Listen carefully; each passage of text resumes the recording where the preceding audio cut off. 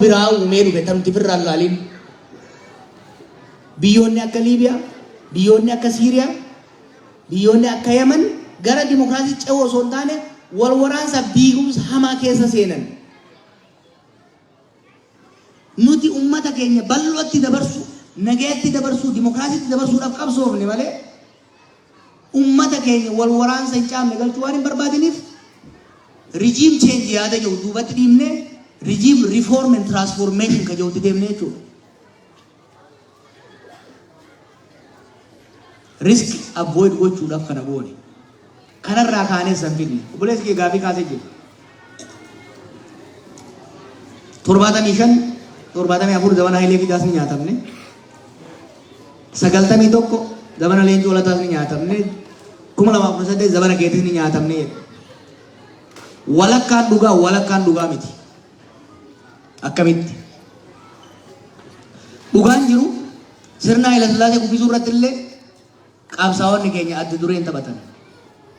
Ummanni keenya adda dureen taphate. Sirna san kuffisee sirna darguu aangoo qabatee hawwiin Oromoo garaan keenya dhugaa rabbiitu tun. Sa'aat ifa. Talammataa'oo 91 qabsaa'onni keenya shoora guddaa taphatan. Ammallee sirna mallasaatiin dhufe bakki Oromoon yaade garaan keenya. 2008 olumaa galatti sadarkaa jedhamutti sirna san kuffisuu irratti ilmaan Oromootu qabsaa'e. Ammallee hawwiin sirna dimokiraasiitiif walqixxummaaf bilisummaa uummata Oromoo hin dhufne dhugaadha. Kun sadeen dhugaa. Waan irraa arganne immoo hin irraanfatinaa. Maaliif dhabnee immoo ittiin isin dhufa? 75 bilaash qofa miti beeka. 75 sirna nugusaa diiguun yoo xiqqaate Oromoon ciisanyummaarraa akka bahee qonnaan bulaan keenya lafa argatu godhe. Lafa argachuun sun qabsoo itti aanu murteessaa ture. Manguddoon nu gidduu jiranii himuu danda'an. Obboleeyyan keenya gariin qaama isin duuduu jiran kan yeroo gabaabduu waggaa 2-3 keessatti lubbuun jiran sagayyaas faafaas jiran. Aariin isaan godhanii lafa sirna abbaa lafaa harkaa fuudhanii qonnaan bulaa keenya kennan sochii adda bilisummaa Oromoo 80moota keessa godheef shoora guddaa taphate jechuudha. Cinaa nyaanne cinaa nyaadhamne.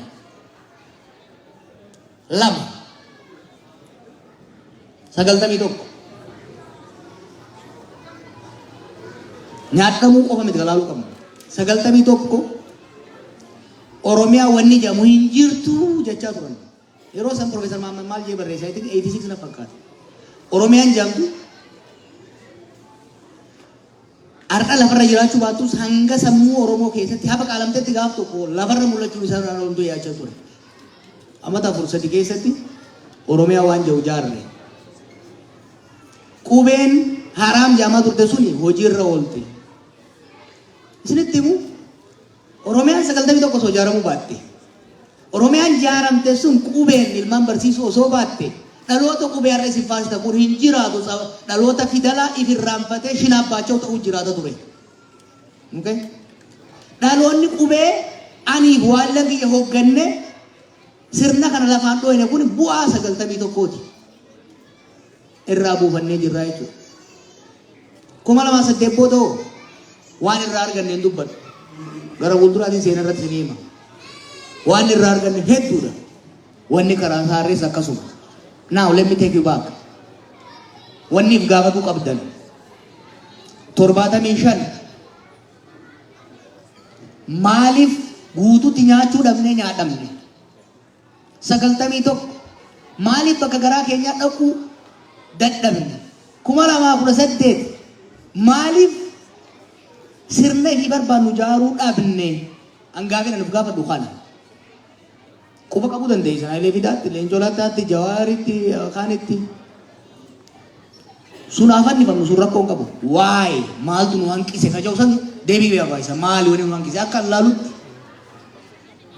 75 dagammaqiinsi saba keenyaatu sadarkaa sanirra turre. Nooti Hayilee Fidaa tokkorraa kan hin argee jira.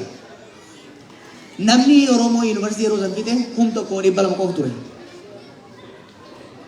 Nama hanga sadiini dachii sammuu namaa qoodan qophiin hin turre istiraakchara jiru san to'achuudhaaf sirna san jan diiguu qofa osoo hin ta'in sirna ijaaruudhaaf qophiin hin turre gahumsa hin qabnu turre akka hawaasaatti 91 garuu 91 yeroo jijjiiramni sun dhufutti humnoonni naannoo san socho'an humnaan abaa'oo caalu turan humna namaatiinis humna hidhannootiinis humna siyaasaatiinis hanga fedhe osoo wixxifatee galaasaa dilbootiif leencoo lataa hamma dalagan sanii ol dalaguu hirma dandeenye 91 nothing waan qabaniin gabaa bayanii bara 2018 zamana kiyyaa isiniif hin reebu isinii mee jedhe hawwii dhabneetii miti riskiin amma dhufe kun haganallee hammaatuu baatu akka jiru numa beeyna turre we took a risk calculated risk bishaan ciisuu kan wayya status quo itti fufuurra jijjiirama wayya jijjiirama kana jara kana yoo kadeemu taate rakkoo maaltu narra uuma ka jau we calculated and we took risk we gambled cinaani nyaatamne cinaani nyaanne maaliif nyaatamne reebu isinitti hime jaarmayni jaarame hin turre ka aangoo qabachuu danda'u power vacuum san guutuu sirni danda'u hin turre nuti anaa fi qeerroo waliin turre karratti qophooynes kan dandeenyu social movement ira sochoosaa turre social movement can dismantle a regime it cannot build a system yeroo sanis jechaa turre power angoo warra angoo irra jiru angoo irraa buusuu danda'a angoo qabatee garuu turuu hin danda'u Ijiptittis kan argarre kana bakka adda addaattis kan agarre kana yeroo sanitti jaarmayoonni keenya osoo wayiwaan hojiin hin hojjetamne kanaaf hiree biraa waan dhabneef jaaramee Oromoo keessaa bakka angoo guutuu ka danda'u yeroo sanitti OPDO qofa ture hamaa ko hamataa ko jenneeti ormarra keenya moo jenneetti kennine we took a risk nara geessuu miti we took a risk ittiin qaanfannu immoo sirna amad meeq hin danda'amu Obaamaan osoo nafin waggaa 50 biyya kana ni bitan isaan jaan waggaa 5 gaditti daara goone bakka san waa jaaruu hin dandeenye amma wanni irra fuulleffachuu qabnu wanni anis irra fuulleffadhuu jiru hanga fedhe haa turu mootummaan abbaa irree dhufu hanga fedhe haa turu ammas akkasuma ta'aa turre yennamoo if jaarree qophooyne sirni dhufu kadantaa saba keenyaaf sabaaf sablammoota biyya sanii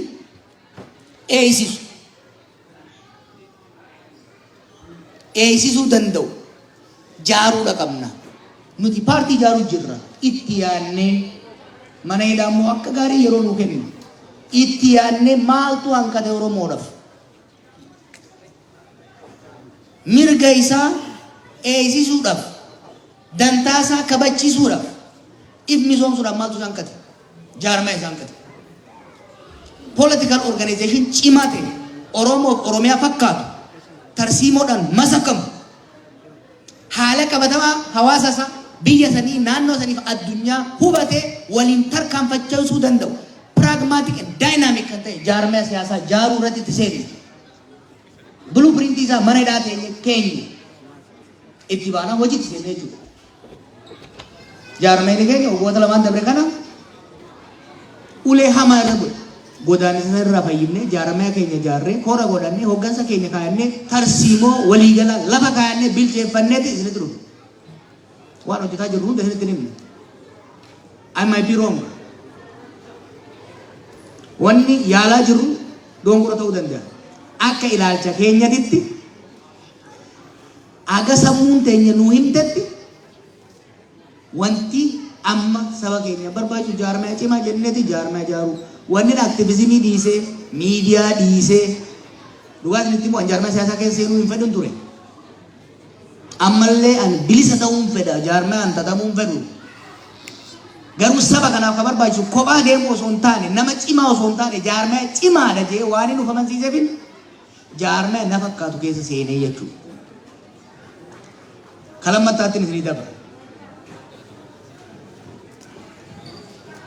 Itoophiyaa subbuu barbaaddanii kan jettaniif isinin kijibnu wallahi isinin kijibnu mararaan isinin kijibne anillee isinin kijibu Kongresiin Federaalawaa Oromoo gaafa dhaabaturraa ka'ee har'as sirna dimokiraatawaa sirna federaalawaa gadi dhaabuutu ummata Oromootii fi sabaaf sablammoota Itoophiyaa kaaniif hundarra wayyaa jee gad dhaabate ittiin amana.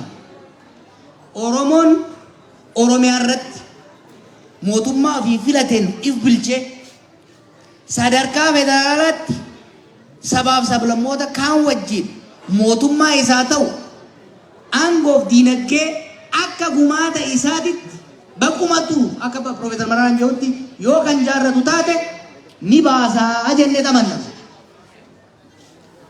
Oromoon kilaaritii qabaachuu qaba. Sobuun hin barbaachisu. Gariin kan kaleessa walabummaa jee dubbataa ture. Nu caalaa achi dabree nuti duulaa ture gaafa mana hidhaa ture. Hiisin hin sobnu yoo karaan kaafaa waliin deema jettan kun ta'e nu deeggara. Hin ta'u yoo jettan karaa biraa deeggara. Nuyi garuu waan itti namanne isinitti hin kijibu bakka.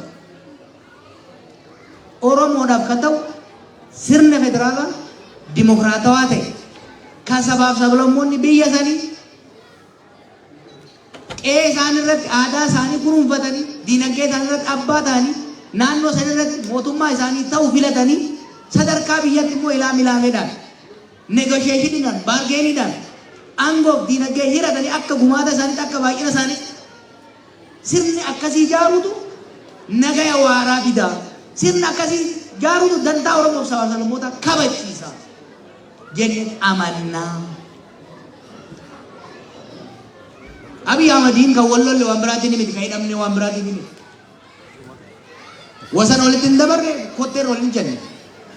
Sirna federaalawaa jiru san dimokiraateessuu haqa sabootaa kennu saboonni mootummaa isaanii ta'e akka filatan gochuu mootummaan federaalaa baay'ina saboota biyya sanii akkaataa daayivarsiitii biyya saniitiin aangoon qulqulleessituu irraa kaasee hamma walitti daayivarsiitii calaqqisiisuu qaba. Haalli ati deemaa jirtu sirna federaalawaa kan laaffisu saboota kan walitti dhiyeessu osoo hin taane saboota kan daran walitti naqu gaagama kan fituu jennee u'uu itti jennaan narraa calisaa yeroo hidhe waan biraatiif bitu.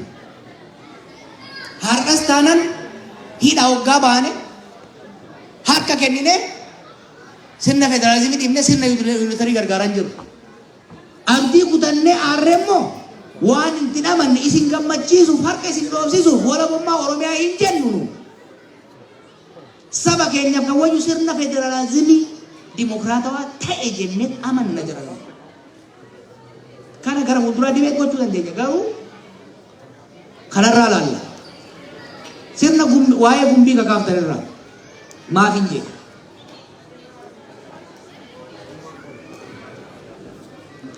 Biyya amma jiru state collapse waan jedhamu sirriitti na dhaggeeffadha. State disintegration is probably the most dangerous thing in the world. Maaliif? Keessattuu yeroo wal waraansaan taatu akka amma laalutti naannoonni nagumaan naannoonni daangaa isa qabatanii bayan wanni jedhamu hin jiru. Dhumaatii Yuugozlaaviyaa ta'e ni beekna. Qorannee jira wazzeer hoggaan qabsoo kana tarsiimoo baasuuf deemu biyyoota jira sabni takka takka miilaan keessa deemee arge. Nummoo carraa sanuun argannu. The nature of civil war has changed. Maaliif sababa biyyoonni dantaa adda addaa qaban humna diinagdee waraanaa qaban baay'een dhalatanii yeroo biyya tokko keessa wal waraansi eegalu lakkoofsi murnoota wal waraananii waan dabalu saba tokko keessattuu gartuun adda addaa kan hidhate dhalataa waan deemu sirna akka amma dura yaadamutti sirna sanirraa fottokanii ka biraa jaaruun waan danda'amu natti hin fakkaatu. Waan hin qoradhe waan isin miidhaa Oromooti jenni miidha waan hin jiru isinitti hin closely laaluu danda'uu qaba.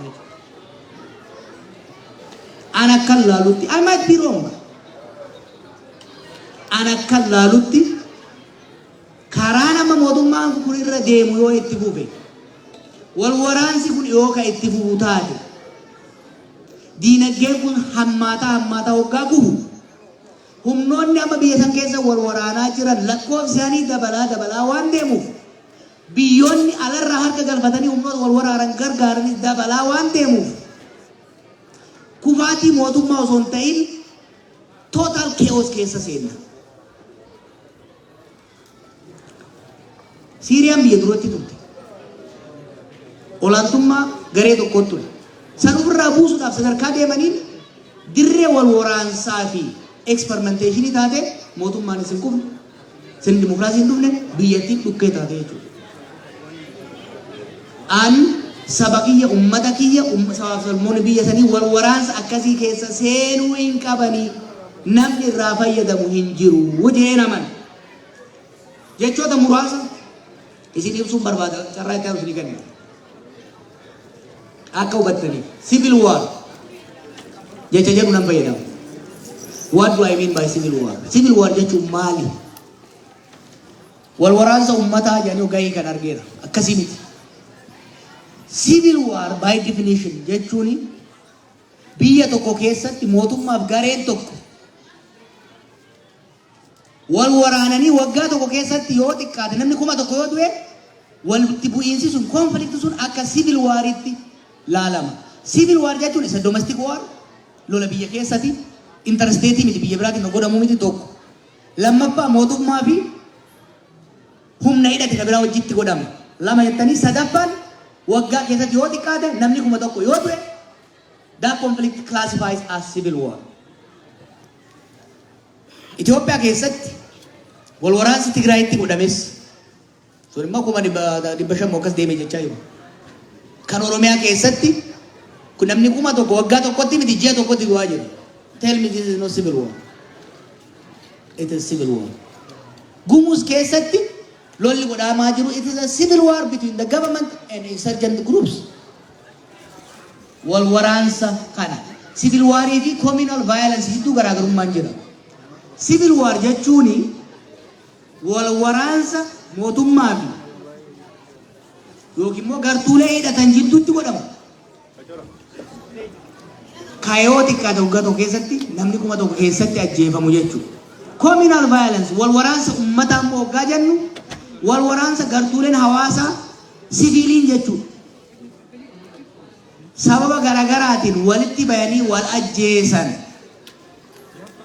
wal waraansa uummataa kan jennuun communal violence kan jennuun kana jechuudha. Lammaffaan just peace waan jedhu kaaseetiin jira. Maal jechuudha? Jechoota kana afaan Oromootiin kun nama dhibu ittuma dhiyeessi. Just peace jechuun nagaa haqa qabeessa nagaa dhugaa qabdu jechuudha. Maal irraa ka'a? Wal waraansi tokko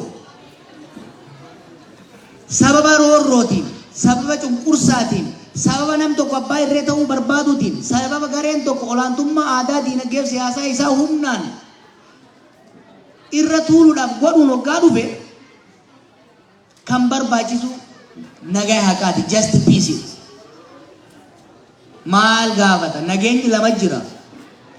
Nageenyi tokko abbaan aangoo harkaa qabu abbaan humna qabu humna isaatiin afaan si cufee kaan hidhee kaan bitee olaantummaa isaa akka Kooriyaa kaabaa bakkoota adda addaatti gaafa mirkaneeffate sunillee nagaa. Garuu nagaa keessi isaa horoqaa keessi isaa dhamalaadha.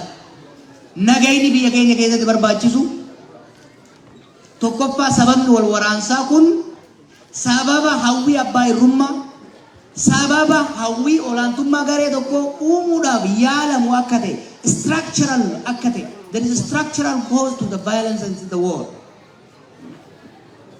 Nagaa buufnee akka jennu taate structural problem jiru san furuudhaan structured peace fiduudha barbaachisa. Yaada jiru irraa kaane. Kanarraa kaaneeti marii biyyoolessaa kayyooti kan dhufne har'a miti kan dhufne beeka.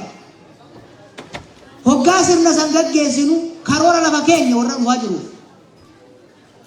Feezii lama qabna turre. Phase 1 sirna jiru kuffisu jijjiiru. Phase 2 sirna haarawaa dimokiraataa ijaaru.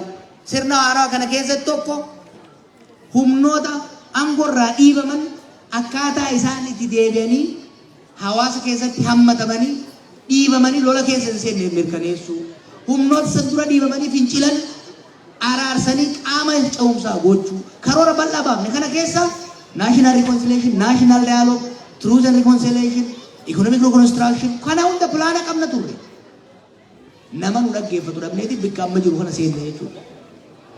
Kanaaf marii biyyaalessaa hoggaa jennu kanarratti ni marii biyyaalessaa hoggaa jennu afaan oromootiin sirrii miti hiikaan isaatu. We are talking about elite bargain. Saboonni biyya san keessa jiran, ummatoonni biyya san keessa jiran hariiroo haaraa new social contract isaan barbaachisa jennee taphanna. Hariiroon zamana miliki jiru kan Haayile Sillaasees kan Darguus kan Abiyyis hundumti isaatu hariiroo ummatoonni irratti walii galan osoo hin ta'in hariiroo abbaan aangoo irra jiru ummata irratti ta'u waan taate just peace jennu sun sustainable akka ta'u yoo ka barbaannu taate new bargain, new social contract ummata keenya barbaachisa yaada jirraa kaaneet kan deemne jechuudha. Ka ወንድሜ ለጠየቀው ምን አስተማማኝ አግኝተህ ነው ወደ ሰላም መንገድ ላይ የተመለስከው? ወደ ትግል ስገባ እኔ ኢንሹራንስ ገዝቼ አይደለም። ታጋይ ኢንሹራንስ አይገዛም። ታጋይ ማስተማመኛም አያስፈልገው። ታጋይ የሚያስፈልገው መተማመኛ አንዱ ፈጣሪው ነው፣ አንዱ ህዝቡ ነው፣ የህዝቡ እውነታ ነው። ሶስተኛው የራሱ ቁርጠኝነት ነው። ስለዚህ ትላንትናም ትግሉ ስገባ የማንንም ማስተማመኝነት ፈልጌ አይደለም፣ የሚመጣውን ማንኛውን መስዋዕትነት ለመክፈል ነው። ዛሬም ቢሆን የሚመጣውን ማንኛውንም መስዋዕትነት ለመክፈል የማንንም ኢንሹራንስ አልገዛም ያለው። ስለ ሰላም ለምን ነው የምትሰብከው? የተሻለ አማራጭ ስላልታየኝ የሰላማዊ ትግል ይዘን በመሄድ ለውጥ አምጥተናል። መንግስት በድንጋይ ወርደም ሲል አውርደን አሳይተናል። ይሄ የያዛችሁት መንገድ ሀገሪቷን ወደ መበታተን፣ ወደ እርስ በርስ ጦርነት፣ ወደ ድህነት፣ ወደ ውርደት ነው የሚያመጣው ብለን ስንጮህ ጊዜ አፋችንን ሸብበው እስር ቤት ከተቱ። ቂም አልያዝንም፣ አልተናደድንም። በእነሱ ተናደን ሀገራችንን ህዝባችንን ወደ ማፍረስ የሚያደርስ የእርስ በርስ ጦርነት አልደገፍንም። ለህዝባችን የሚያዋጣው አሁንም ቢሆን ጦርነት በማቆም በመነጋገር አዲስ ሶሻል ኮንትራክት መመስረት ነው ብለን እናምናለን። ማምንበትን ነገር ነው የምናገረው። በማምንበት ነገር ላይ ደግሞ ማንኛውንም አስፈላጊ መስዋዕትነት ለመክፈል ትላንትም ዝግጁ ነኝ፣ ከፍያለሁ፣ ወደ በፊትም እከፍላለሁ ለማለት ነው። አመሰግናለሁ።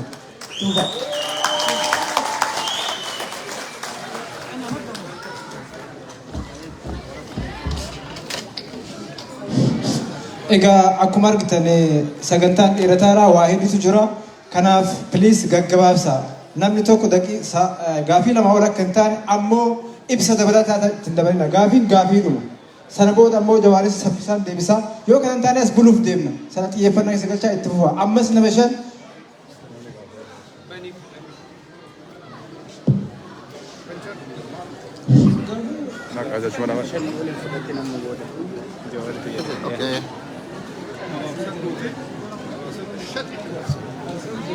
Okay.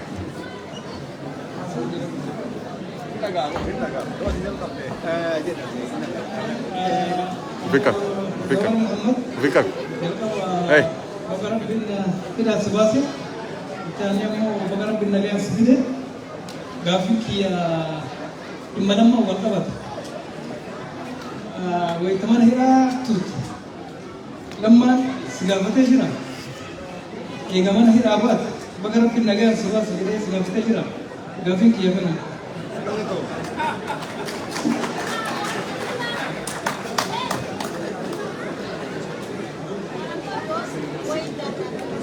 Naka.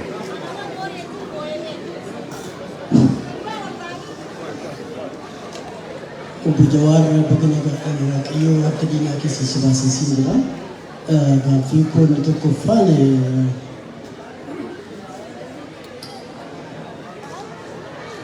kaafaawwan gaafadhu waan jettanii kan gaafadha garuu waan kana mee garaagarummaa kaafaawwatiif abaa'oo ati gaafa dura eegalte Oromoo Firist jetteetu namni hundumtuu Oromoo kanneen walitti fidee Oromoo tokko goote obboleessi tokko argamaa jedheetu jira waa'ee ibsa gaariidhaan ibsee Mandeellaa jedhee Oromoon kutaa tokko taasise kan deebisee jecha keessan jecha hamaadha jechi sun jechi Oromoo jiraa taasisu du'aa gara jireenyaatti dabarse Oromoo Firist akka garuu maal taanaanitu impaayeraa cubbuudhaan marfamte sana impaayera nama gaarii ajjeeftu nama Haacaaluu Hundeessaa nyaatti impaayera cubbuudhaan marfamte sana ijaaruudhaaf maaliif garuu kaafaawwan walabummaatti Oromootti ifa godhiitii utuu itti himte gaariidha. Walabummaa Oromiyaatti namana kaafaawwan kan biraammoo utuu bakka jaarsoliin biyyaa jiranitti gaaffitu kadhaa tokkoon si kadhadha. Paaspoortii kee Ameerikaa sana deeffadhu siin jedhama. Biyya sanatti hamma nagaa waaraa deebi'utti hammi namni wal kabajuu wal dhaga'uu namni barate kabaja godhatutti paaspoortii Ameerikaa sana akkati siif deebi'uuf har'allee biyya kanaallee walitti dhufnee mootummaa kana gaafannee akkaataa paaspoortiin sun xabaqaatti barbaanne paaspoortiin sun akka inni sii deebi'u jaalalaan jaarsolii biyyaati bakka isaan jiranitti si kadhadha. Galatoom ulfaadha.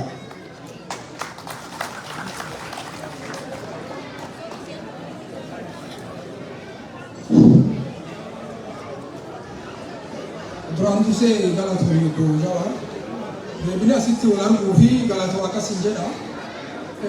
Naannoo kanatti naannoo Booranaa kanatti Booranni waan jedhu anaa birrin beeku abboo waaqni hin beeku.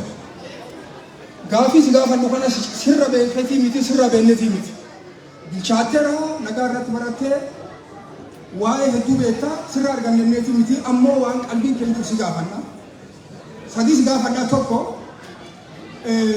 isaan warra kafaa'oo tokko taatanii kafaa'oon si duralleetti nagaa fi guddoo tattaaffii godhee guddoo qabsaa'ee itti dabalamtee hin jabeessitanii naannoo Oromiyaa deemaa turtanii lafaa san dhabamsiisanii kafaa'oo lafaa san dhabamsiisan sun keessaa baatanii filannoo maal argattanii har'a filannoo keessaa baatan sun waan suyitti deemuuf faana dha'uu jirti. Tokko lammaffaa bara sun keessa 2018 keessa abbaa gadaa waliin wal qundeensitanii abaa'oo galchitan. Warri abaa'oo galchitan sun warri galsuun har'a lubbuun jiraa si gaafadha. Sadaffaa warri eegii asii dhamtee warri Nezerlaandii kan keessa baay'ee laf kan keessa galanii jira warri artistii kan laf kan keessa ta'anii falmaa turanii warri suni maggaaraja duub ta'anii sirratti ragaa ba'anii rajecha dhageenya. Maal gaafii sun maal qabda hagam dhugaa gaafii kan naa deebisi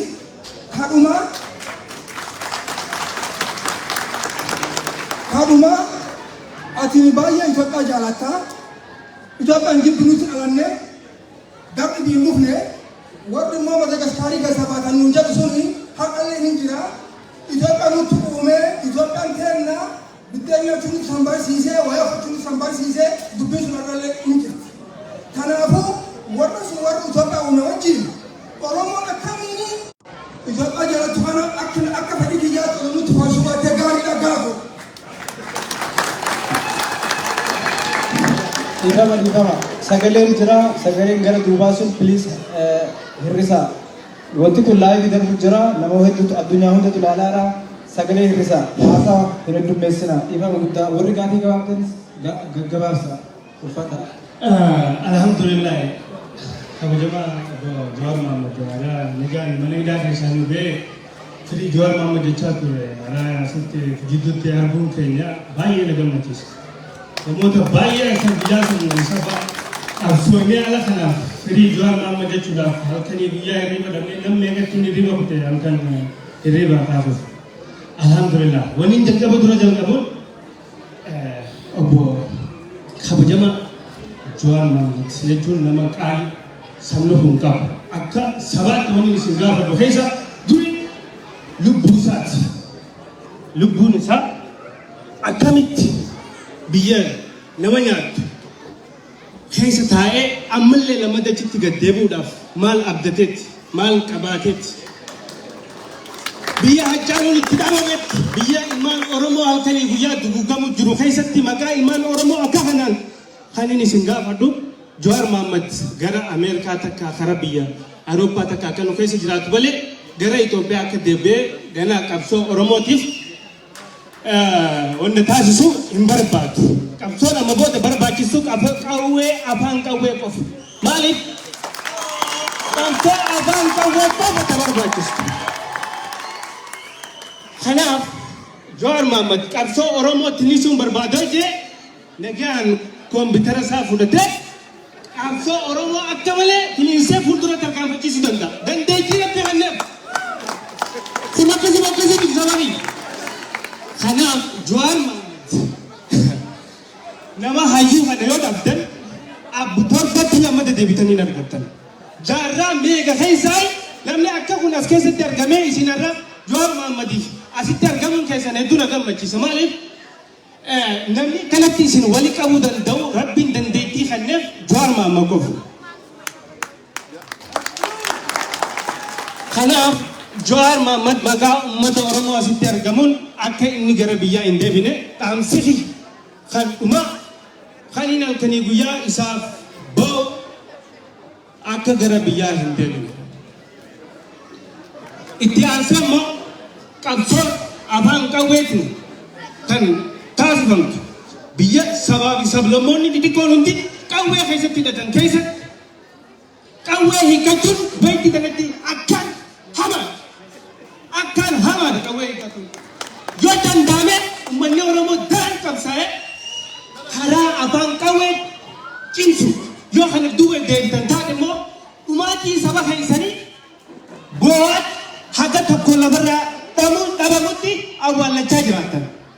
Kun ifaa bilisa isinitti afaan qawweeti malee bilisummaan teessan hin jirtu. Maaliif paartiin KFO fi ABO dhiqaatanii biyyattii keessa jiraachuu turan.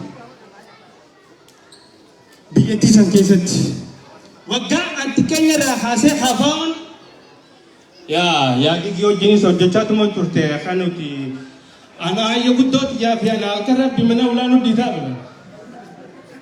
Eenyu waan hameeka isaanii jechuun karaa nagayaatiin odoo qawwee takka harkaan qabanne nagaya nama qawwee keessa saatee jiru hojii teessee wajjin mormituuf haala akkamiin maaliif yoo ati dubbii takka lama goote baafatee mataa si bobeessare. Hai Jawaar Mohaammed hidhamee kan hidhaa baafachuu dadhabneef qawwee dhabaaf hanqi keenya hundinuu adunneef talisneeti. Baala baafachuu dadhabne wanni baafachuu dadhabneef qawween qabnu hidhannoo qabnu silaa halkan takka hin bulu. Kanaaf wanni nu barbaachisaa hidhannoo yoo boos kabajamaan jaalu Jawaar Mohaammed immoo akkatti karaa nagaa qabsootti amanamuun immoo ladhibe yoo danda'e nuuf ibsu taate naafillee ni galata. Ani tattaantu immoo Jawaar Mohaammed gaafa qabsoo dura ijaan seenu keessatti 2013 akka lakkoofsa Awurooppaatti jalqaba Piroofeesar Mahammad Hassan gaafa waltajjiirra fidu gaafa kutaa shan immoo jaan baradha jechuun qaawwa jirii xixiqqootti ilaalu ture. Jawaar gaafas maal jechuu ture? Waan inni jechuu ture kara lamaan taargetii jara kana barbadeessuudhaaf taargetii lama baafate. Waan jabduun ijoo keessaa furde feesa. Takkafaan humna jabduu wayyaanee ittiin cabsan humna waraanaa dubbee jaarrachuu lammaffaa immoo gama siyaasaatiin shoora guddaa taphatu. Kanaan oggaa dhufuu abadan Jawaar Mohaammed jara kana jechuun harka galfatee biyyeen nyaachisaa gaafa siin jala mureef. Immoo deebi'ee karaa qawwee san dagatee karaa dippiloomaasii afaan qawweetiin malee akkanumatti qabsoon ni gaggeeffamnaan annaaf dukkana. Kanaaf isinitti hin dheeressu tan itti aantu fi carraan isin dabarsaa gaafiin xiyyeetti dhuma ammoo gaafa duraan beenu aktiivistiidha. Jaal Jawaar Mohammad amma immoo paartii Kafaawoo keessatti makamee dhaaba miseensa Kafaawoti. Gaafas akkas turte amma akkana turte ammoo maal sirraa eeyna qabsoo adda bilisummaa Oromootii fi Kafaawoo jidduutti shoora jechuun hin yaadamne jechuun manaamatti akka fuuldura tarkaanfachiisu jara lameen Kafaawoo fi Abaawoo walitti fidee humna jabdu afaan qawweetiin sodaatamtu walitti jaaree kan tarkaanfachiisu kan yaadda jiraatu taate kan wajjin mari'atanis isaan gama keessaatiin waan beekaniif xiqqoo maqaan galatooma ilmaan Oromoo asitti argamu keessaniifu ifumaa paarkaa walii dhaada hedduun isin jaalladha. Hedduu galatooma ulfaadhaa ila waan tokko ifaa goonu sa'aatiin meeqa akka ta'e argitu namni kun hundumti hin nyaanne hin dhugne akkam akka namatti ulfaatu hundumti keessan beektan nama hiriiree gaafii gaafachuudhaan dhaabbataa jirus argu jirtan amma nama kana nama sadi qofa fudhannee saraboota hin dhaabne yoo jenne qaaqni akkamii akka dhufu ni beektu hedduu gaggabaabsaa gaafii tokko ol hin gaafatinaa gaafii dhuma qofa yoo danda'ame daqiiqaa takkaa gaditti piliis yoo kana hin taane wal dhaabuudhaaf deemna itti fufu. Aye, Jawaar baga nagaan dhuftee kanan as gaafachuu barbaadu hundumtuu kaaseera garuu dhageecha miti namichi kun akka uummata kana hadheechi dhageessee miti uummata kanarraa hubachuu qaba. Kanaafuu waan biraatitti osoo hin taane alammaan jechuu barbaade ijoollee bosona jirtu daa'imman ganna waggaa 10 waggaa 15 namni tokko manatti nafu iddoo adda addaa bilbiltee quba qabaachuu dandeessa. Kanaafuu hariiroo akkamii achumatti dhumu ati amma karaa nagaatiin qabsoo isaan qawween qabu. Sila uummata waliin qabu. Aboonis uummata Oromoo qabu. Kaafoonis uummata Oromoo qabu. Akkamitti walitti fiddee maal isaanii dhaamtaa kanan jedhu barbaadan. Ijoollee kana maal fa'i? Uummanni kun isaan gargaaruu baannan biyya keessa hawaasni qixxaafatee fi deeggarsa gochuu baannan uummanni kun anaaf kun silaa namichi garaa jabaata. Haacaaluudhaan ajjeese. Ijoolleen turi namni 100,000 kun alatti dhumaa'ee kan jedhu barbaadatanii kanaafuu waa'ee isaanii kana maal irraa dubbattaa jechuu barbaadatanii galatoomu.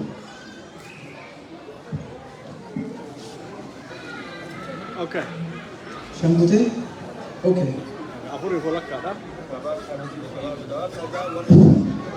Jawaar Mohammad galatoomii dhuftee si adii keenya inni ani qofa gaafii gaafadhu Lammaa Magarsaa yeroo jalqabaatiif Lammaa Magarsaa as ba'ee uummata Oromoo akka ajaa'ibaa sobu. Oppiidiyoon ammallee taanaan borullee taanaan isiin sadi gogaan harree haguma fedhanillee kabajaa kennaniif hin dhiibu. Lammaa Magarsaa isin hin ganne uummata Oromoo hin ganne callisuma filate inni. Garuu immoo barumsa isaa biyya kanarraa fudhateera digrii karaa maal akka inni fudhate ani beeku. Amma eessa jira inni? Takka. Inni lammeessoo ammoo waa'ee Itoophiyaa ofumaanuu diigamaa otoo nuu dhiibne isinima diigama. Hinaaf akkuma feene otoo ol fuudhee mataa kanarra baanne jiguuf deemaaf isin. Hin dandeettani. Garuu ammoo wanti ta'amu waan ofii qabatanii yoo ta'an ka jige haa jigu waan kenna addeebiyaa waan kenna nu qabaa.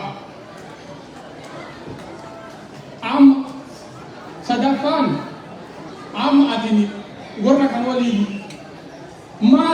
maaltu hafe waliin amma haasoftee waa fituuf deemu dura yeroo jalqabaa fuutee harka qabattee silaa nama kabajaa sii ta'u. Kabajaan ol fuudhanii si qabatanii ta'a. Garuu ammoo san sitti dhiibne si kuffisanii si hidhanii isatti namne uummanni Oromoo qeerra agam namni dhumatu jira. Hagana dhumataa guyyaa kana dhumataa wanti jedhamee beekamu jiru. Adatuma sooshaal miidiyaa adatuma maatii bira bilbilu namni kama dhumne dhageenya. Kun maaltu uummata Oromoo kanaaf fala? Inni biraa ammoo paartiilee hedduu ture uummata Oromoo kana keessatti Abaawoon ture, Kabaawoon ture, Kamaal Galchuufaa ture walitti gaaddisa jettanii waa wayii uumtanii turtan. Wanti sunniin maalirra gahe? Diigamuu keessan arganii jennaan jarriin akshinii isinirra fudhatanii tokko tokkoon isin guuruu jalqaban kan kuuwwan bitamaan jala garagala. Warri lakki hin bitamnu hin amna jedhe hidhaanu kaduu hin du'e. Amma uummanni Oromoo maal qaba? Dhaabni inni wali qabatee abaa'uuf inni wali haga tokko abaa'oo isinirra sodaatanii hidhaayyuu isin gadhiisa. Waan biraati tokko hin sodaanne Abiyyi. Abiyyi ammallee taanaan sodaa warra muka jiruu sana guyyaa madamallee haa taatu takkallee haa taatu isinirraa dhaanii jennaan mee jarri kun haa gadi ba'u janii mala malatan ammallee akkuma durii sana akka nun goone. Kanuma isin gaafadhaa galatooma.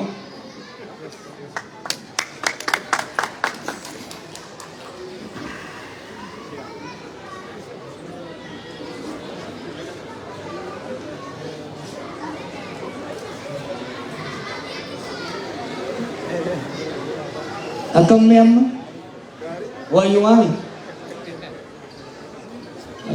gaafileen ka'e gaafileen mana hidhattis mana kiyyattis dirree xayyaaraattis asittis na gaafatta tokko dhimma lammaati. Namichi sun abukaatoo dhaqaxaratuun oolu beektu.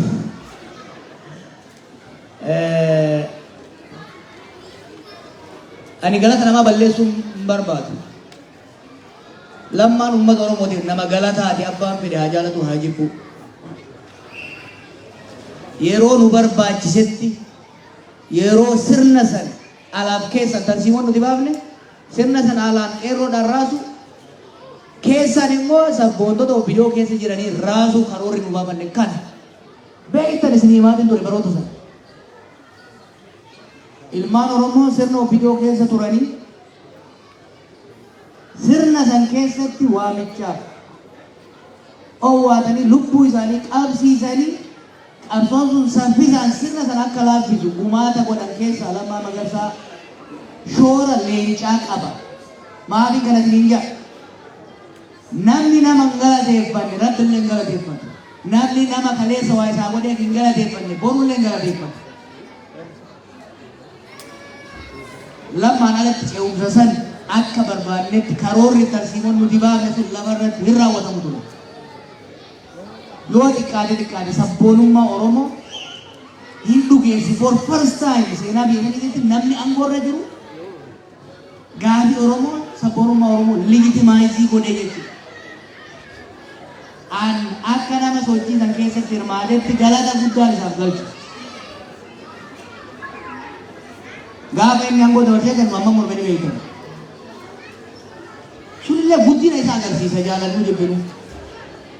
Bara namoonni waggaa 50 kursii tuutuurraa ka'uu didanii muummicha ministeeraa biyyaa ta'uu hiree osoo qabu nama narra wayyaatu jira nama narra caalaatu jira jedhee siree sanirraa ka'ee kursii sanirraa ka'ee dabarsu hoggana keenya meeqa godhe.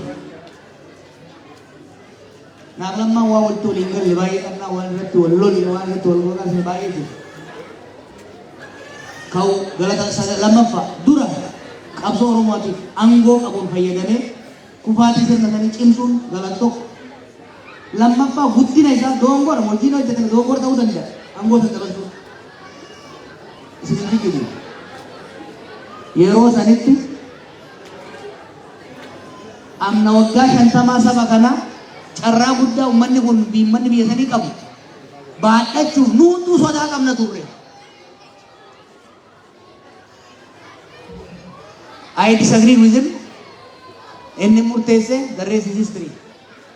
Sadaffaa yeroo dubbiin kanarraa mayitetti dhiibbaa hiriyoota isaa waahillan isaa jaarmaya isaa didee yoo xiqqaate dhumaatii saba keenya biyya keenya irratti dhufuu keessa harka hin galfadhu jedhee harka keessaa baafachuun guddina.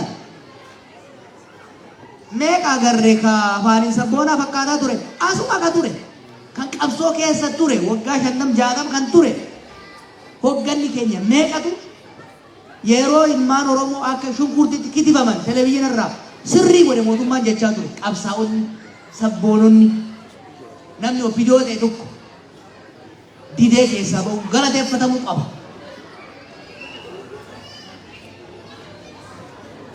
Ummata bira dhaabatanii qabsaa'uu dhaban yakka ummata irratti hojjetamu keessa harka hin galfatu jedhanii ejjennoo fudhachuun waan guddaa. Maa xurataa baateettaniini? Maa ummata keenya fixuu keessatti hirmaanne jettaniini? Ani akka kiyyatti galata qaba. Dhiisee jira bakka jirutti nagaa fi kabajaan haa jiraatu biyya.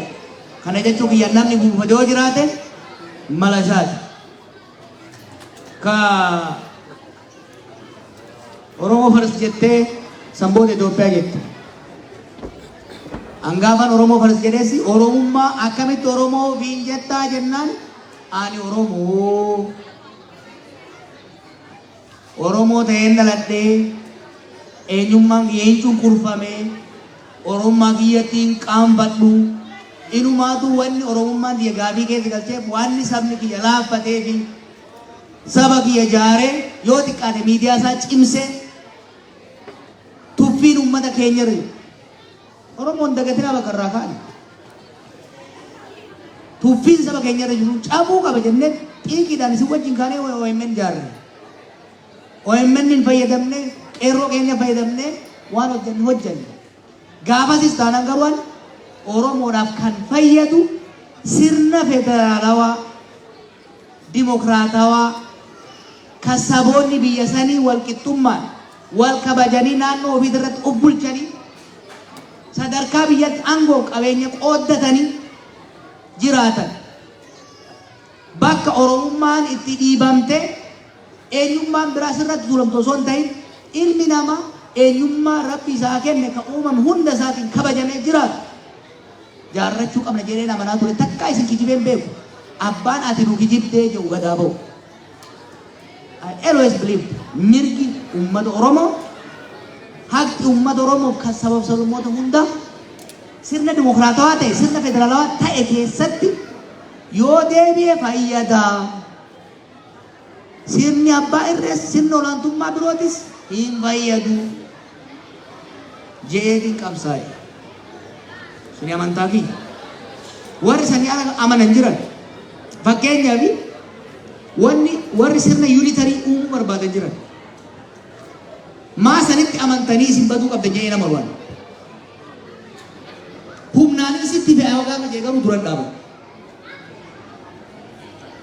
Yaada san amansiisee uummata fudhachiisee sirna federaalizimii diigeen sirna yuunitarii ijaare yoo jedhe yaadaan amansiisuu yoo deeme rakkoon hin jiru. Humnaanin deema kan jedhu san garuu mormaa jechuudha. Qabsoon nuti godhaa turre KFO'nis isin hin kijibne hin kijibnus qoranneeti lafumaa kaanee dhaadannoo qabanneen maali? Professor Mararaa is a professor of political science, one of the best. Isa jalatti warra guddannes beeyne waan jiru laallet ummata keenyaaf arra qofa osoo hin gara fuuldura gama diinagdeetiin gama siyaasaatiin gama hawaasummaatiin kan baasu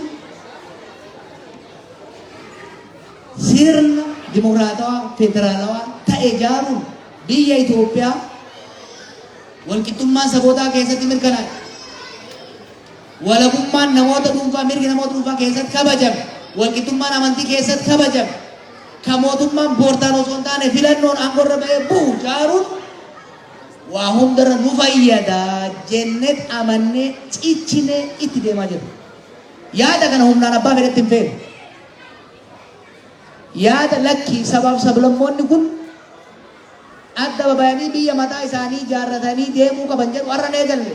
Waggaa 50-60 dura eegalle. Yaada san humnaan ukkaamsina warra jiru duras hin dhaaban.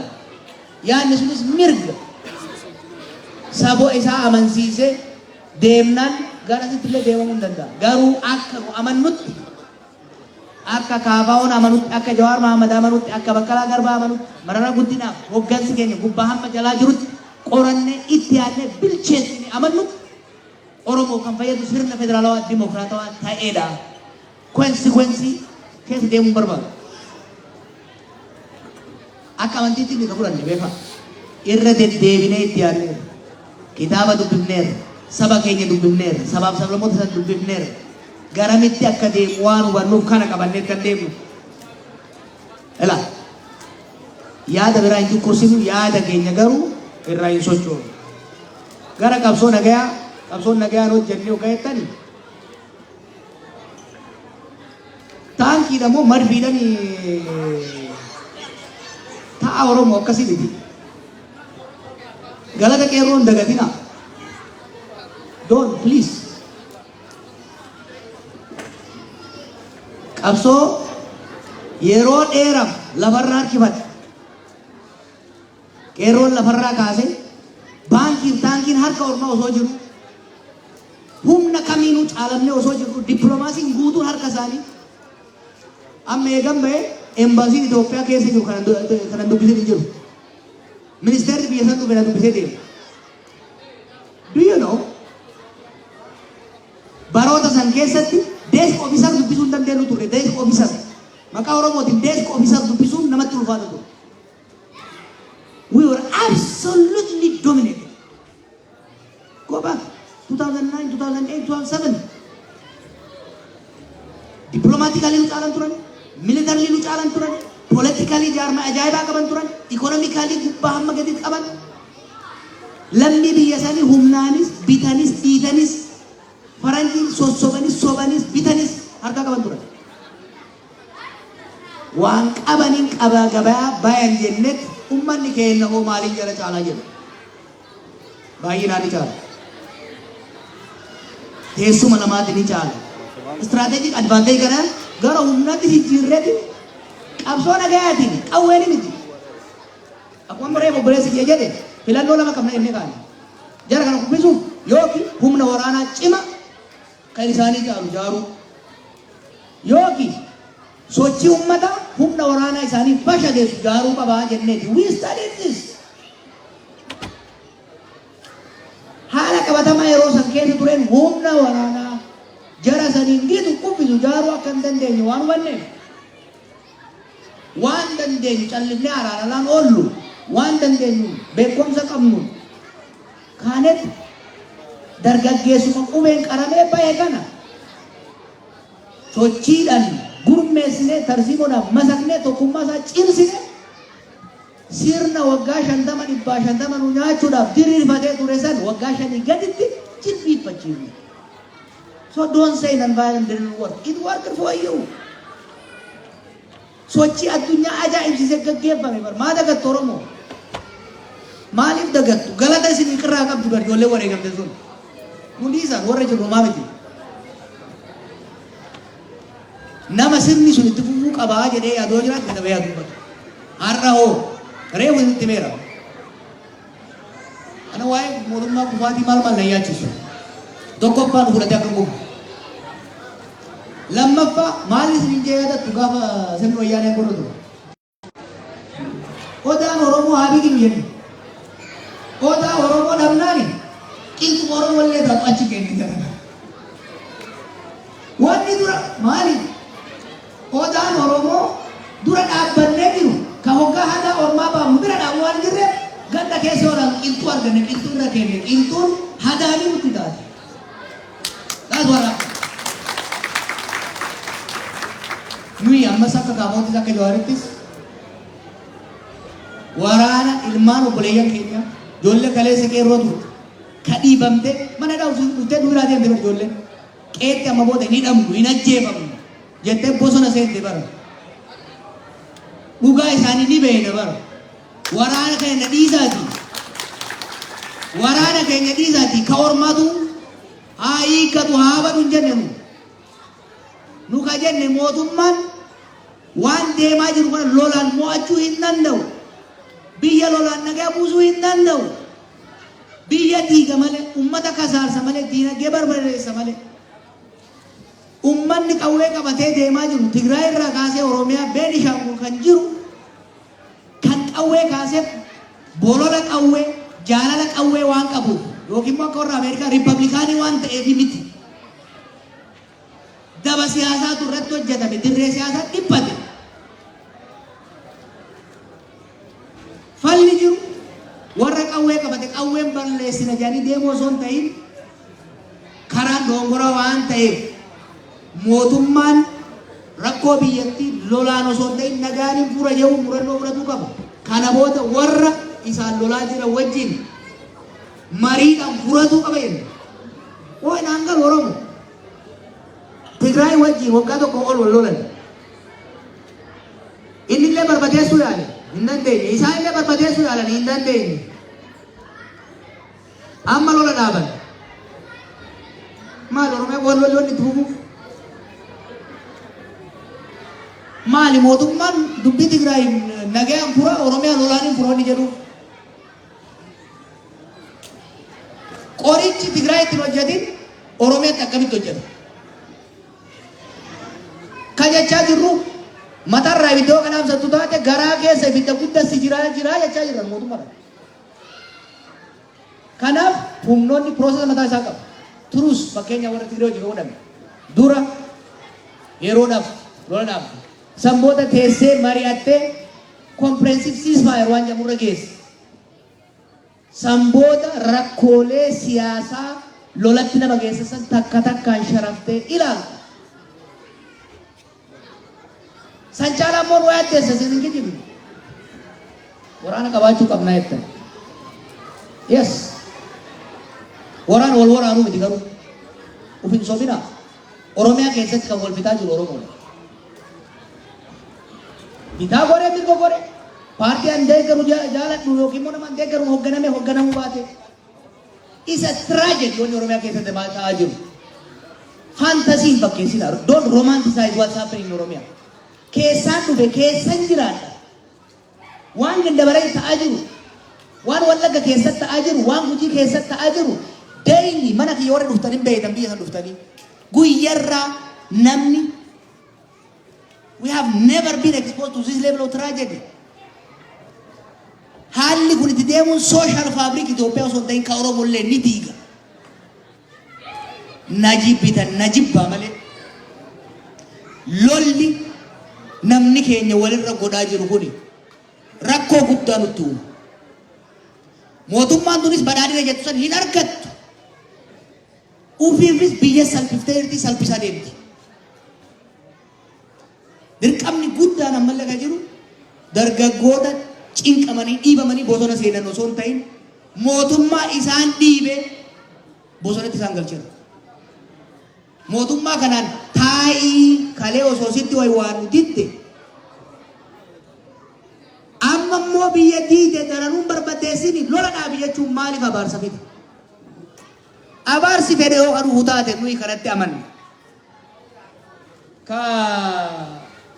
Kanaan wal qabatee 2019 ka jettan naaf baqqalaa waliin kasafamne waan jettan irratti waraana hiikkachiiftanii maal dhugaa qabnaa waan gooneef qabnaa Minnesota irra na eeggadha wal cina teenyee dhugaa keenya isinitti himna. Gaafa nu hidhaa turre bakka nu hidhaa jirrutti ololli baay'een gaggeeffamee dhugaa ta'ee jiru. Ragaa qabatamaa wajjin Minnesota irratti waan 2019 ta'e eenyu maal akka dalage ragaa qabatamaa wajjin isiniif dhiyeessina. Kophaa kiyyan godhu warri waliin himatamu isa waan ta'eef isiniif hin dhiyeessu.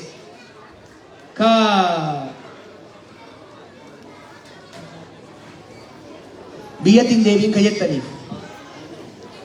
Si ka jettanii amma lubbuun Oromoo tuni lubbuun tiyyatuun maaliif ta'u Oromoo caala? Oromoo tiyya ka guyyaa kitifamtu beelaan dhumtu hidhaa keessa rakkattu ganaa biyya faranjii taayetin isaaniif lallaba.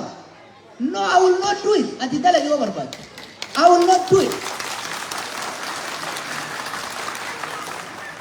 Ani gaafan Ameerikaa irraa ka'ee biyyatti galuun murteeffadhe. Amma booda rakkoof bal'oo Oromoo wajjiniin fudhadha malee. Gaafa toltu wajjin ragade gaafa hamtu isa dhiisee booleen hin bahuu jedheen mataa kiyyaaf rabbitti kakadheetiin galee. Har'as taanan waanuma fedhe gala malee. Inumaa har'an itti amana. Eegan rakkoo arge booda har'a rabbi jedhaati. Har'a ummata shawaa lixaa kana ummata Wallagga keessaa kana ummata Gujii keessaa kana kaka durriyyeen gamaa gamana itti taphattu kana dhiiseetiin dheessee as galaa. I will not do it. Sammuun kiyya naanayyamu. Wanni jettan naga. Lubbuu diimaa mararfachuurraa yoo ture nu gargaara jechuurraa dhugaa qabdan dhugaa jettan sanis you have a point. Ani garuu ummata san rakkoo hamtuu tana keessatti dhiisee hagan torban takkitti as ture kanaawu nightmare keessan jira jechuudha. Ani ummata kiyya dhiisee hin deessu abadan ummata kiyya dhiisee hin deessu rakkoo isarra dhuftu balaa isarra dhuftu isuma wajjin hin dhandhamadha kana hin taarinaadha naman siistani. Dhumarratti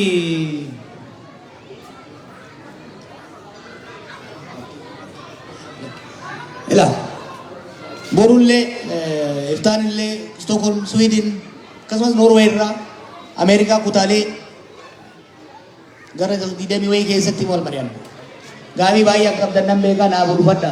Hiriyoota keessanitti erga. Ani kan isinitti dhufe. I want to have honest discussion like this. Oromoon ila roorroo amma duraa jalaa keessa hin baafne. Shiraanii miti. Kijibaanii miti. Akkanumatti wajjin gatteenyee waliin mari'annee wal waqarree wal cabsinee wal oofnee akkasumatti bakka san geenye. Ammas uummanni Oromoo uummata dhugaa qabu. Dhugaa isaa dhugaatti walitti himete bakka tokko gahe. Kanama biraan beeku. Kakiyya waan natti mul'atu garatti osoo nan bifanne isinitti hima. Waan isin mul'atu akkuma ammaa kanatti osoo garatti nan bifanne natti hima. Ana qofaa beeka birallee hin dhagaye.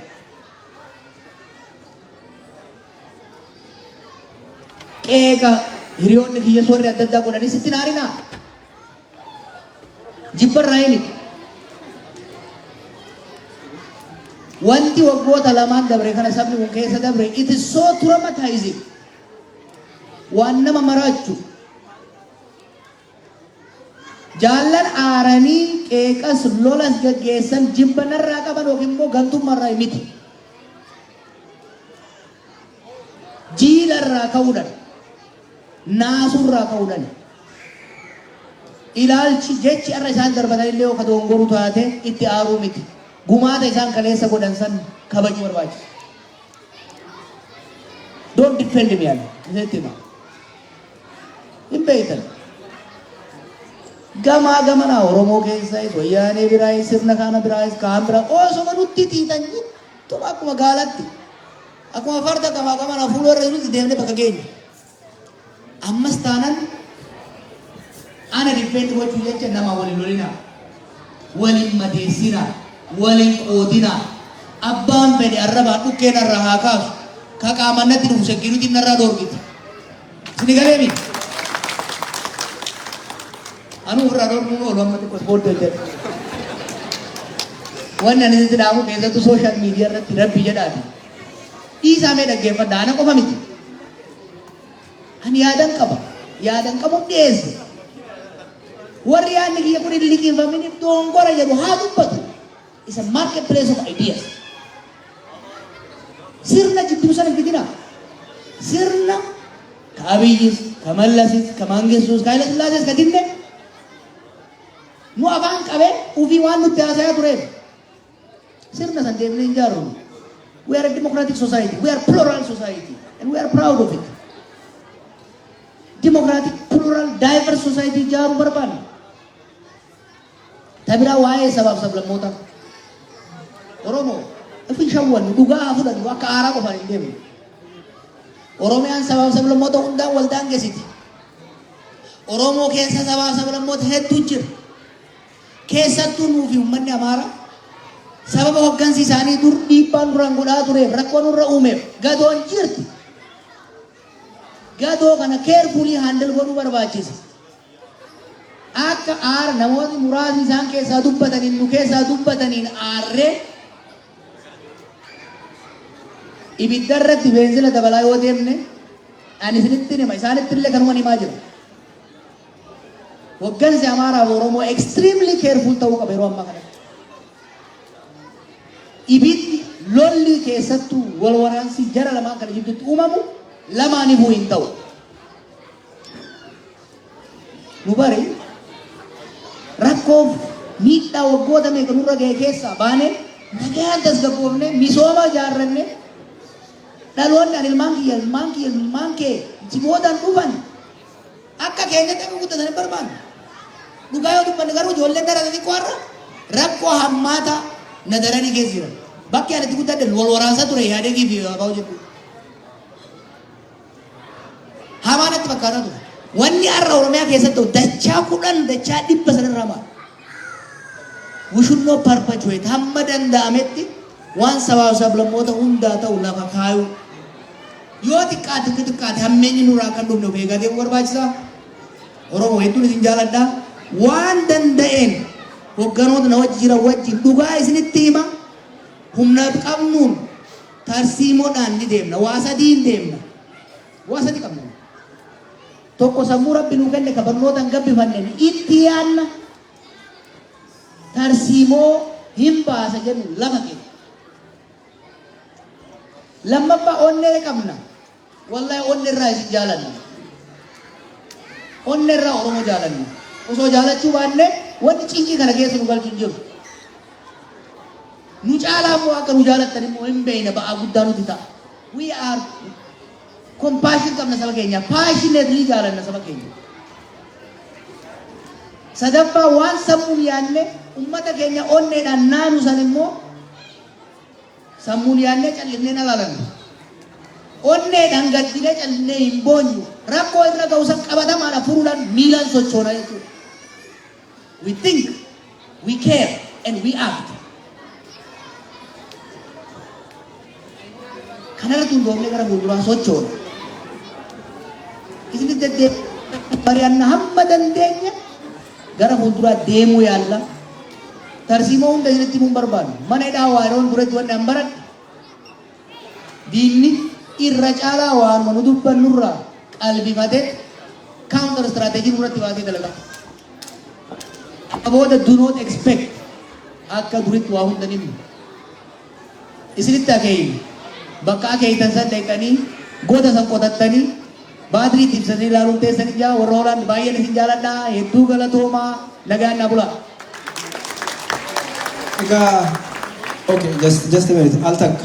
Akkuma argitan waa hedduu jira, hedduu galatooma ulfaadha. Waan takkitti osuma Jawaar hin baane waan jechuu barbaadu jira. Duratti okay, okay, akkuma duratti Jawaar dubbateera jala sararee sagantaan hanga Awustiraaliyaatti deemama. Waan takkitti jechuun barbaada. Fakkeenya yookiin mootuu fakkeenya waan ta'uu danda'u. Yeroo South Africa keessatti apartheidii fi uummanni gurraachi ANC qabsaa'aa ture keessatti yeroo Mandeellaan mana hidhaa duratti waan jedheera. Jawaar Mandeellaa Oromooti jedheera. Qabsoo inni waggaa hedduuf gaggeesse gumaacha inni nuuf argamsiise qofaaf osoo hin taane rakkoon tokko haasofni tokko illee exactly koppiidhuma waan Mandeellaan keessa dabreeti. Mandeellaan yeroo hidhaadhaa bahu hanga MK jechuudha warri qawwee hidhatee qabsaa'aa ture maal jedhanii akka kaayyoo gurguratee ummata gurraacha ganee sirna apartheidii aangoo irra tursiisuuf lubbuu dheeressuuf yaalaa turetti jedhame hedduu qeeqamaa ture kitaaba dubbisaa. Dhugaan garuu adeemsa waggaa meeqaa booda maal akka ta'e argu jirra. Chaayinaa keessatti Deng Xiaoping namni jedhamu yeroo Maoon aangoo irra turetti waan inni karaan kun nun baasuu karaa biraatii jedheef qofa hidhanii baadiyaa geessanii ilma isaa kan yuunivarsiitii baratu fooqii irraa kuffisanii laamshessanii jechuudha. Chaayinaa har'a arginu kana boodarra ilaalchuma isaatiif jecha isaatiif tarsiiboo inni qabate santu adurree gurraattii adii jennaan adurreen gaarii taantuuta qabdu waa'ee bifa isii murteessaadhaa miti Chaayinaa har'a arginu kana kan bakka kanaan ta'e maa'oo waggaa meeqaa paarlamaa sagatamaa bitu osoo hin ta'e isuma Deng kaayyoo jajjabaa cimaa qabatee ittiin arramee ittiin salphatee ittiin xiqqaatee jedhesanii kanaaf kontroversiin yeroo hayyoota gurguddaa biratti beekuun irratti ta'u hundumti isaanii hundumti rasmiti bannee bitaan sirraa ta'uu danda'a mirgi sirrii ta'uu danda'a hundi dubbii bilisummaa fi waaqeffannaa isii baasee gaaffii Oromoo sanee adii kun qajeelatti jedhe sararuu qaba adii kan ta'u kun immoo gochuu qaba Jawaar akka ollee sa'aatiin deemu uummanni si beelaan godhachuudha. Warri gaaffii gaafachuudhaaf nuunitti ifama guddaa isin gaafannaa. Fedhii jawaa taanaan warri beeljeer namni muraasni keessa jira. Ifama guddaa wajjin jira. Nama tokko beeljeer ni qabu. Gaaffii takka hin eegataa ifama guddaa wajjin. Sa'aatii hedduu deeme hedduu dadhabde yoo beeljeer kan eegdu sokkee achitti eeggatu. Yoo taansii beeljeer deebisaa kan hin jirre beeljeer mana kan waan gaarii garuu warri beeljeer gaaffii takka qabatanii jawaa. Gaaffii gabaabduu beeljeer. Funduras bay. Belgia.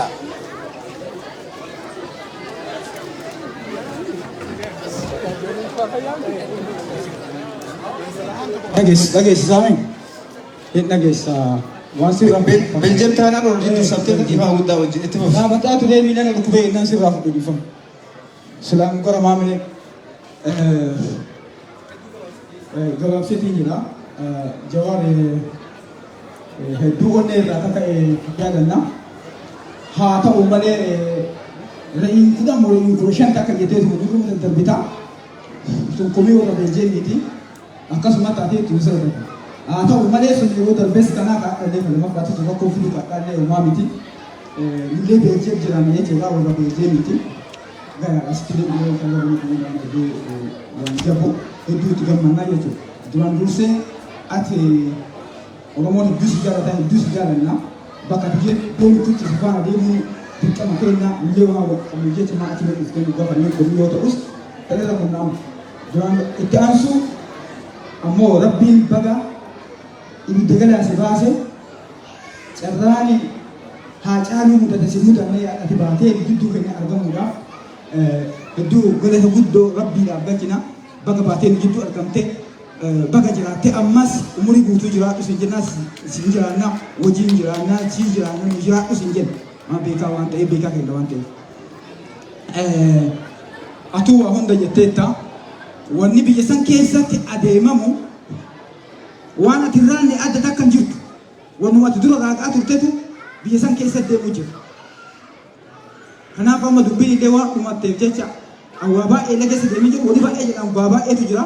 Keessa illee deemee wanni jedhullee hin jiru kan isinuu beektanu ammoo tabilisummaa achi kenna sun yeroo isii haa taatu haa ta'u malee nama ibiddarraa fi waa takka lukatan as taatee jedhutti ati waan ibidda keessa jedhan malee jechoo waan adda addaa kan inni itti dhiibaa wanni adda addaa kan jirtu tana akkasillee jedhu ati akka jettu hin beeknaa bakki itti deemtullee bakki itti galtullee akka murteeffatte sanii dabalataa ammallee ati akka ibidda san keessa hidhatti wanni jettu fedhii hin qabnu abdii guddoo sirraa qabnu kan biraa ammoo kan jedhu akka argaa turretti miidiyaa adda addaa irratti argaa akka turretti gaafii adda addaa amma godhaa turteetti gama lamaanitti Jarmanii fi Paarisii gooteetti gaafiin hin jiru akkamitti namni tokko dubbii yoo dubbate gaafii deebiin hin jirre ka jedhu sammuu keenya jedhu akka ammoo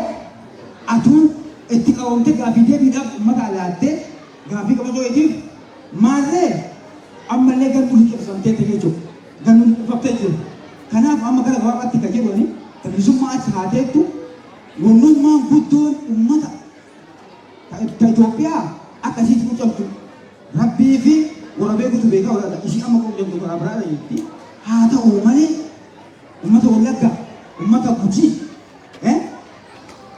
irraa waan gama lamaan irraa itti deemu kuni karaa itti dhaabattuu nuu furuu dandeetta ta'uuf gaafata gaafiin tiyya kana tokkotti tanu irraa nuu furtee yoo biyya san nuu qulqullee yoo namni keenya tuu baate waan biraa waan irraa hajamu hin qabnu namni keenya tabilisummaa booda deebina akka duuti uummata Wallaggaatiif uummata Gujii fi Oromiyaa irraa dhaabattu waan isa sirra kaa'annaa gara toomii ulfaadhu yeroo jiraa dhufu jedhu. Gaafii gabaabduu qulqulleessu gaafii nama tokko ujumatti deemu waan biraatiifi bara durii jedhanii utubaa yookiin immoo bakka dhaqanii waan akkanaatu jira yoo dhaqan shantamatu du'aa'edha yoo hafani shantamatu du'aa'edha yoo dhaqan shantamatu du'aa yoo hafan shantu du'aa'edha amma wanni qabsoo kennaa akka qabattee deemaa jirtu kuni akkasirratti fakkaata Itoophiyaan biyya impaayera qawween ijaaran qalamaan dhugaa dimokiraasii sanii finna jettee hagam abdii ejjannoo guutuun guututti qabdu. Impaayera qawween ijaaramte akkamiin qalamaan yookiin immoo barreeffamaan irra walii galama tokko kana. Lammaffaa biyya san keessa waan lama jira. Atillee jettee jirta baay'inaan. Waanni lamaan kuni yuunitarii fi federaala. Nama bar amantaa tokko malee amantaa biraatti hin amanne. Nama bee saba tokko malee saba biraatti hin amanne. Nama bee aadaa tokko malee aadaa biraatti hin amanne. Koree barandana bar ati jettee jirta. Uummata kana wajjin afaan kamiin dimokiraasiin dubbatamee biyya impaayera qawween ijaaramte kana deebinee tasgabbeessine hin danda'amu biyyaadhaan. Ati meebii Oromiyaa irratti waan tokko fiduu dandeenya. Garuu akka Itoophiyaatti immoo warri kaleessa olaantummaa bare sun har'a akkamitti danda'a? Warra bar walqixxummaa akka gabrummaatti ilaalu. Namaayyoo walqixxaa'anii gabrummaa jedhee yaadu kanaan guddatee sammuu isaanii walqixxeessu. Kabraa sadaffaa wanni ani dabalu filannoo haala ittiin isin sochootan arginee jirra. Arginee arlaalaa turre baay'ee sochootan. Sa'aatima jalaan gaaniiti fuudhaniituma bulloon sakaa lamaa oolaniitumaan bulloo achitti bu'u. Filannoo itti dhufu kanarratti immoo wabiin kee maali? Karaa nagayaatiin, karaa dimokiraasiitiin filannoodhaan yoo qajettu taate mee akkamii yoo inni jala ga'ee filannoon boru jedhani bulloon fuudheetumaan sakaalaan fuudhee hidhatti galcha. Baqalaa achii fuudheetumaan sakaalatti galcha. Kana wanti sitti fide maali? Kana maaltu si gubennaan ibiddaa? Kana maaltu si gubennaan ibiddaa? Kana hin argitaa kanatti maa deebitaa jedhe namichi. Ammaani abdiin uummanni kuni qabu ifa. Black and white. Maalinni kaleessallee kafaa'oon agoobara abaa'oo ture. Yoo achi abaa'oo qaban kafaa'oo jalatti agoobara ture. Haala kamiin akka jechuudha ture san jecha keessa deemuu hin barbaadu. Nu abdiin qabnu Oromoo qawwee bitatu qawwee malee abdiin biraan jiru. Fara biraan qabnu. Kafaa'oolleen haa jiraatu. Filannoo keenya hin qabanna hin jabeeffanna. Garuu Oromoof kafaa'oon filannoon maaliin Oromoof irra jirti qawwee qabaata bitatu qawwee yoo bitatin jiruu qabdu. Biyyi waliin jiraatuun deemu biyya namummatti hin amanne. Biyya amantatti hin amanne. Biyya daayivarsiitii waan jedhamutti hin amanne. Kaleessa achi ilaali booda keessatti. Manuu amantaa obboleessa isaa gadi bahee ibiddatti qabsiisee gubaa jira jechuudha. Nama qubeen akkasitti dudduusan jechuudha. Kana wajjin biyya taana never ever. Yaanni kan keenya fudhanna, si kabajna, si jaalanna, waan isi waliin haa jiraatu. Oromoon immoo tokkummaa keenya san akka gaafa 2018 sanitti haa deebisnu. Jawaariin bunee gara nuti qajeelfatu. Marroolleen bunee gara barbaanne qajeelfatu. Lachuu keenya ija keenya lamaanii jabeeffatuu qabna. Garuu qawwee bitatuun dirqamaa jechuudha. Irratti waan itti jedhamee jira. Kana malee falli biraan jiru. Biyya qawween ijaaramte qawwee qofaan galma ga'amuu danda'a. Kun soba. Atinne ol bakkaa biyyi sanarra teettee dhibbaalli basitti amanuun harka duubatti micciiraniituma gamaa gamana karaa inni dhaqanii sagalchaa jiru. Mararaan dubbatee jira. Namni masaraan minilikseen yookaan Oromoo balleessaa yookaan ofii badaa jedhee jira. Bitatee dhagaltooma.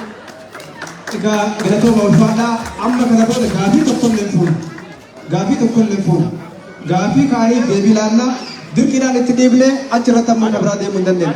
Ulfaadhaa galatooma. Garuu sagaleen jira, haasofni jira, ijoolleen gara duubaatti warri dhaabbattan ta'a amma kana booda gaafii ni fuudhamu. Gaafii keessan fuudhii bakkuma biraatti gaafatama jennee abdii gola obbo Jawaaritti dhufa. Gaafileen baay'een ka'anii kanuma deebi'u. Oromoo bira gaafii baay'een qabu, adda adda illee qabu. Amma Oslootti illee kanuma gaafatan. Oromoon tokkummaa qaba yoo isin jedhu kanaaf bara. Gaafii Oromoo gaafatu bakka feete dhaqe Oromiyaa keessatti illee daasporaatti illee waluma fakkaata. Kuni ammeenya miti. Tokkummaa kaayyoo sabni kun qabu, uummanni kun qabu agarsiisa. Kanaaf gaafilee hedduu waan hin deebiseef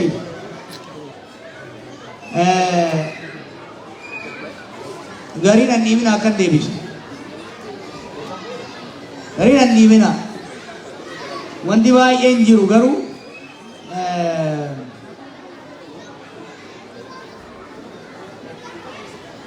haalli amma jiru kun dhaabbachuu qaba. Wannan jiru. Mootummaan rakkoo biyya sanii wal waraansaniin deema jee fureen deema jee uga jawsuun dhaabbachuu qabaatan qabadda. Lammaffaa jijjiiramoota biyya keessatti dhufan carefully ilaaluun Haile Sillaasee irraa kaafne Darguu Mallasaa ammas laalle wanti nature of the regime yoo sirriitti beekin amala adeemsa mootummaa waan jiru sirriitti yoo hubatin tartiibuu baasuu nama dhibaa. Nu akka keenyatti hubannaa gaarii qabna jennee tamannaa. Wanni ani isinitti himu mootummaa sanii biyya san dura alaa hin gallaalaa ture asii. Amma immoo keessa seenee keessattuu immoo macaroo isii keessa mana hidhaa taa'ee ilaalee jira. I think I have a good idea. I think we have developed a sound strategy. Zirziri natti nandirkina. Alaalaaleen jira keessa seenee laaleen jira sirriitti. Yaada kiyyanan dhiyeessa. Akka paartiittis yaada isiniif dhiyeessina.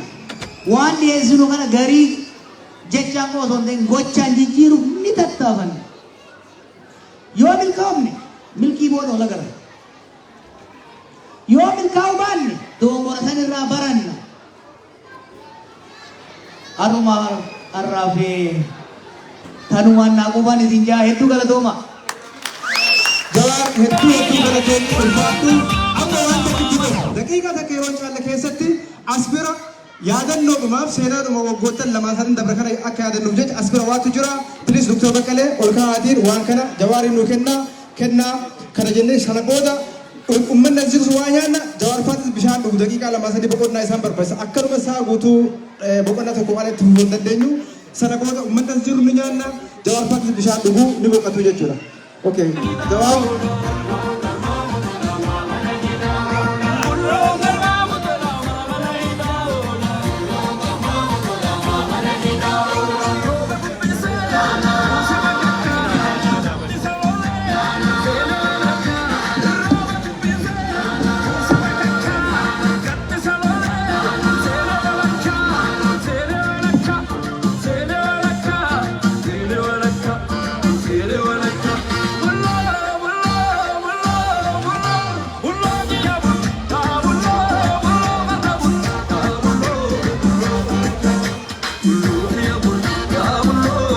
Egaa waadaa Jawaar yeroo dabre seenee waadaa inni guute ammallee qabsoon hegeree keessattis waadaa waan dubbatu waan uummata kanaan waadaa seenu ni guutaa hunda isaa hojjetee nu agarsiisa jennee abdannaa.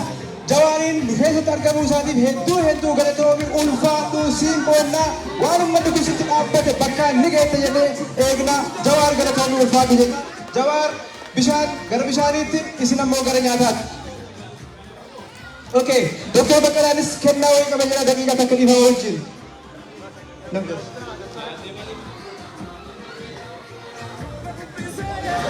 Addee mareen kennaa qaba jetti Jawee. Kennaa adde Jawee adde mareen. Okay. Jawee. Warri sirbaatti kootta usaa.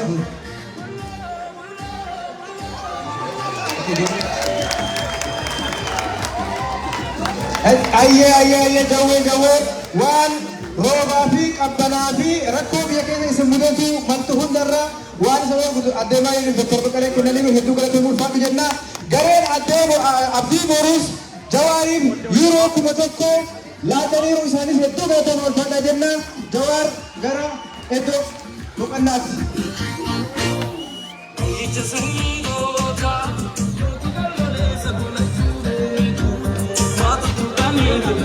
Egaa dhiifama guddaa wajjin kabajaa guddaa wajjin hedduu beelottanii hedduu dheebottanii sa'a dheeraa turtanii nu obsa gara nyaataatti deemna. Warri ala jirtanis nyaataaf dhugaatiif jecha gara keessaatti ol nu seentu. Bilis walaa dhageef amma sagantaa nyaata sana booda nyaataaf dhugaatii boqonnaa booda sagantaa adda addaa qabna. Nuti jira kutuba amma kabajaa guddaan ulfinaan isin gaafatan.